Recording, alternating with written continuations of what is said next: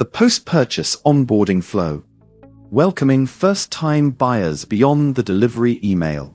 Your delivery email isn't the finish line. It's the first step in turning a one-time buyer into a fan who opens everything you send next. Most creators treat the moment of payment as the finish line. The buyer clicks pay, the download link fires, the email lands, and that's it. On to the next sale. But the transaction is actually the starting gun, not the tape. A customer who paid you money and never opens your ebook, never finishes lesson 2, or forgets they even booked a coaching call is a customer who will not buy from you again, and worse, might quietly ask for a refund. A dedicated post-purchase onboarding flow is the difference between a one-and-done buyer and someone who shows up for your next 3 launches. This isn't a welcome sequence for a free newsletter subscriber. It's a focused, short arc built specifically for people who already trusted you with their card. Why the delivery email is just step 1. When someone buys through store.fan, they get instant automatic delivery, a secure download link on screen and in their inbox, or a course meeting link the moment payment clears. That instant gratification is genuinely great for conversion. But instant delivery also means low friction to forget.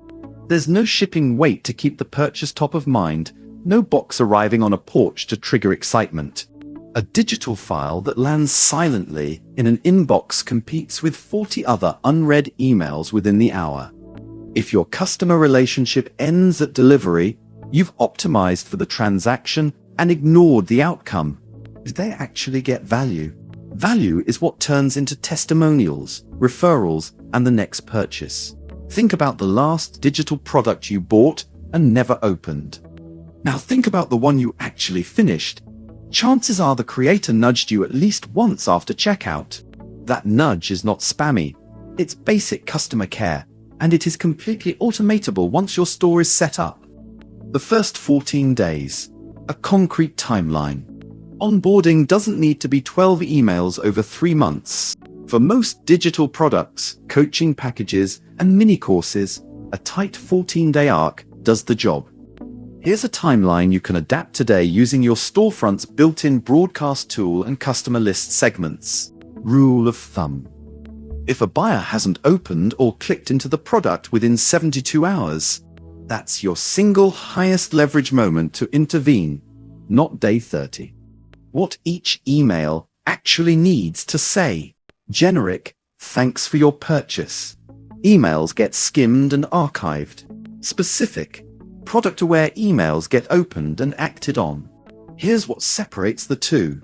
Restate exactly what they bought and where to access it again in case the first link got buried. Give one single next action, not 5. Open Module 1 beats a full syllabus dump. Set a time expectation. This takes about 20 minutes. So it feels achievable, not homework. Include a direct reply to address or link to a Href support for anyone stuck. Show a tiny bit of proof, a screenshot, a stat, or a one-line testimonial to reinforce their decision. End with a light, no pressure next step. Never a hard sell in the first 3 emails. Because every reply to these emails lands in your store's built-in inbox. You're never chasing messages across 3 inboxes and a DM app.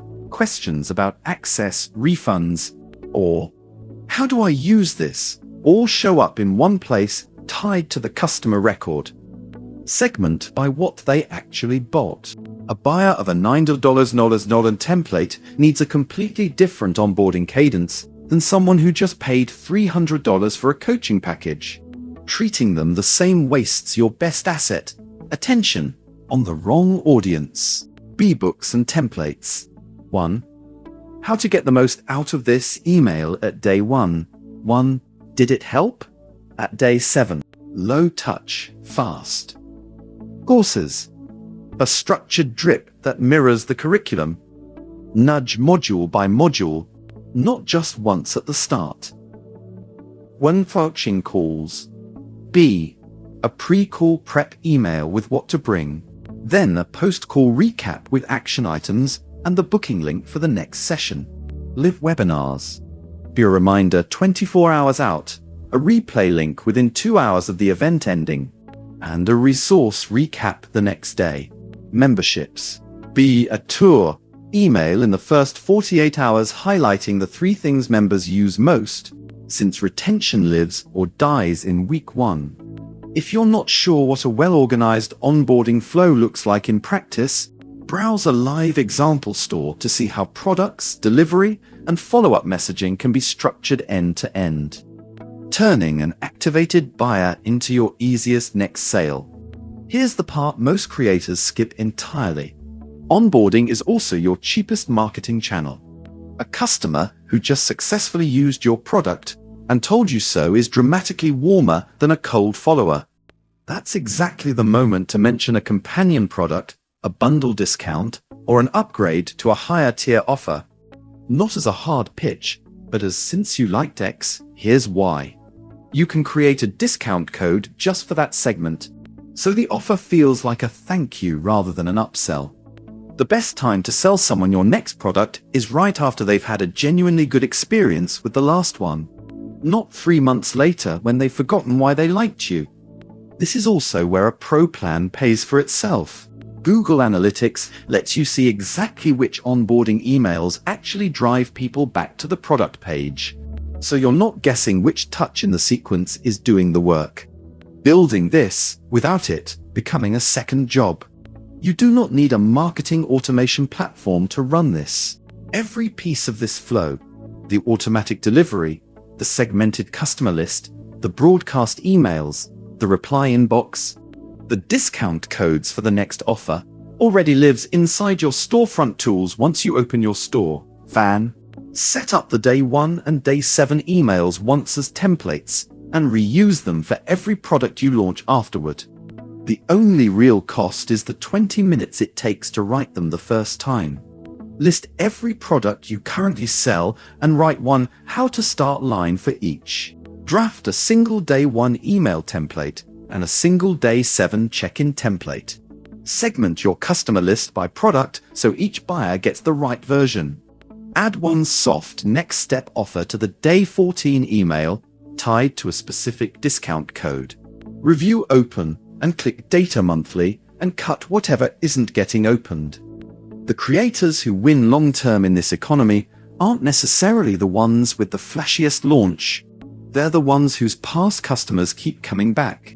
A tight, specific post-purchase onboarding flow costs you an afternoon to build once and pays back every single week after. If you want more tactics like this, the blog has guides on launches, pricing, and retention you can put to work right alongside it. Key takeaways. The delivery email is an event, not a strategy. Buyers need 3-5 follow-up touches to actually use what they bought.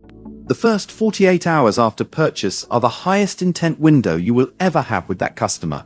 Segment your onboarding by product type. A course buyer needs different nudges than someone who bought a template. Onboarding emails double as soft upsell moments. A happy, activated buyer is your easiest next sale. You can build this whole flow with the broadcast and customer list tools already inside your storefront. Start your creator store free at store.fan.